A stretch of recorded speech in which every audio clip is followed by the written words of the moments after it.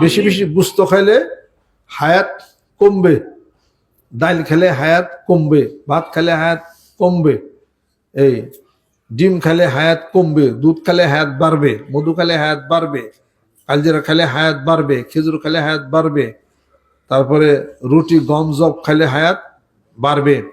প্রতিদিনই কম বেশি কিছু না কিছু আপনাকে হাঁটতে হবে, সকাল বিকাল, হায়াত বাড়বে।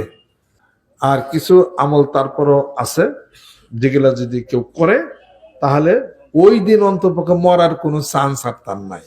সেটা হলো সূরা তাওবার শেষ দুই আয়াত শরীফ।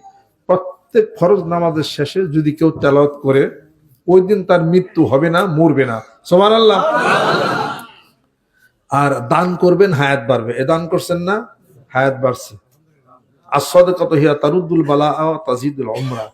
দান সৎকায় মানুষের বিপদ কাটে এবং তার হায়াত বেড়ে যায়।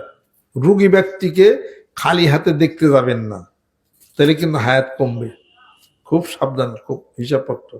সম্মানী ব্যক্তিকে অসম্মানী করলে হায়াত কমবে, সম্মান করলে হায়াত বাড়বে। এই কথাগুলো আপনারা মনে রাখেন। আল্লাহ পাক যেন সুস্থতা, আল্লাহ পাক যেন আমাদেরকে যেন এনায়েত করেন।